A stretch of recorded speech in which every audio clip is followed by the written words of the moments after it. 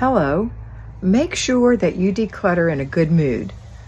Doesn't mean that you're going to be all smiles and jolly when you're decluttering, but if you go with a negative attitude, if you say, oh, I hate decluttering, I don't want to do this is too hard, you won't succeed.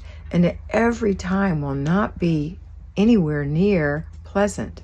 But instead, we're going to find joy in everything we do.